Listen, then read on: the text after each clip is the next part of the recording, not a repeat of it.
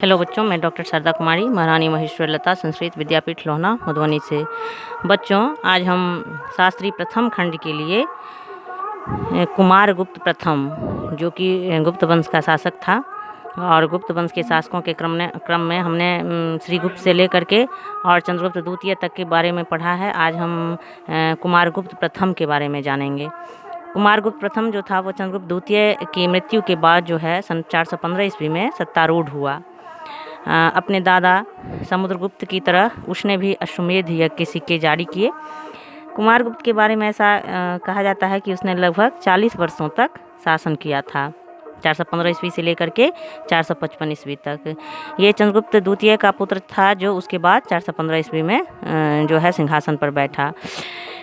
कुमार गुप्त प्रथम जो है वह चंद्रगुप्त द्वितीय के पत्नी ध्रुव देवी से उत्पन्न सबसे बड़ा पुत्र था, जबकि गोविंद गुप्त जो था उसका छोटा भाई था।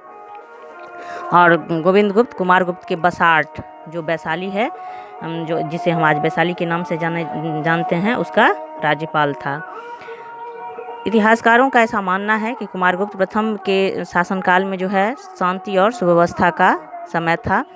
साम्राज्य की उन्नति का वह पराकाष्ठा था। चूँकि एक चीज़ और हम देखते हैं कि कुमार गुप्त प्रथम को जो विरासत में साम्राज्य मिला था वो काफ़ी सुसंगठित एवं सुव्यवस्थित साम्राज्य मिला था उसको।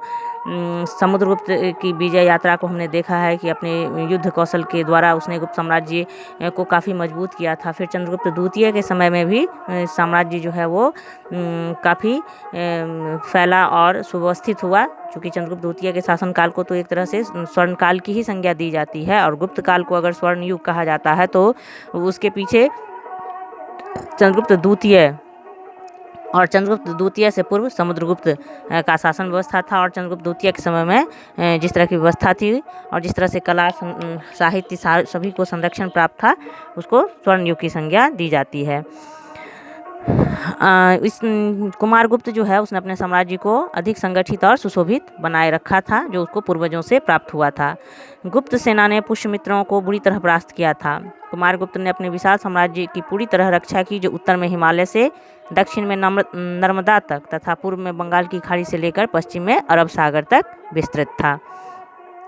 कुमार गुप्त प्रथम के अभिलेखों या मुद्राओं से ज्ञात होता है कि उसने अनेक उपाधियां धारण की थी। उसने महेंद्र कुमार, श्री महेंद्र सिंह, महेंद्र दिव्य आदि उपाधि धारण की थी। मिलरकद अभिलेख से ज्ञात होता है कि कुमार गुप्त के साम्राज्य में चातुर्दिक सुख एवं शांति का जो है वो वातावरण विद्यमान था। कुमार गुप्त प्रथम की एक और खासियत हम देखते हैं कि वह स्वयं तो वैष्णव धर्मानुयायी था, किंतु उसने धर्म सहिष्णुता की नीति का पालन किया था। और जो नालंदा विश्वविद्यालय है, जो बौद्ध धर्म का जो है संरक्षण को लेकर के उसको एक महान कार्य माना जाता है, तो वह कुमार गुप्त के समय में ही जो है बनवाया गया था। उसने धर्म सहिष्णुता की नीति का पालन किया था। गुप्त शासकों में सर्वाधिक अभिलेख कुमार गुप्त के ही प्राप्त होते हैं। उसने अधिकाधिक संख्या में मयूर आकृति की रजत मुद्राएं जो है वो प्रचलित की थी।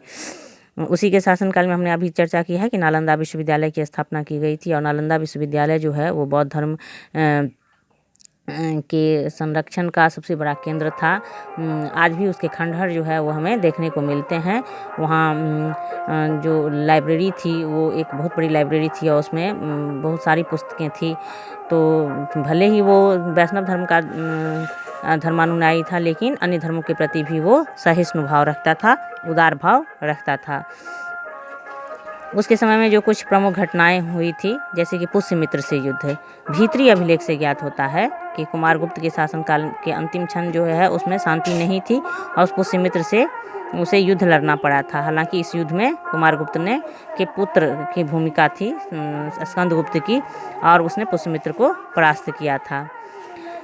दक्षिण विजय अभियान, कुछ इतिहासकार ऐसा मानते हैं कि कुमार गुप्त ने अपने पूर्वज समुद्रगुप्त की भांति जो है दक्षिण भारत का विजय अभियान चलाया था। लेकिन हालांकि सतारा जिले से जो अभिलेख प्राप्त होता है उससे यह स्पष्ट नहीं होता है कि वो दक्षिण विजय अभियान पे गया था या दक्षिण समुद्रगुप्त की भांति दक्षिण का विजय किया था।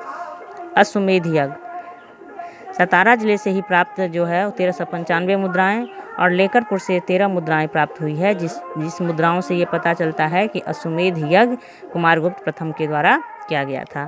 तो बच्चों, आज हमने गुप्त वंश के को पढ़ने के क्रम में कुमारगुप्त प्रथम के बारे में जानकारी हासिल की। अब अगले क्लास में हम अगली कक्षा में स्कंदगुप्त के बारे में जानेंगे और गुप्त वंश से संबंधित अन्य बातों पे भी फिर आगे चर्चा होगी। तब तक के लिए इतना ही, धन्यवाद।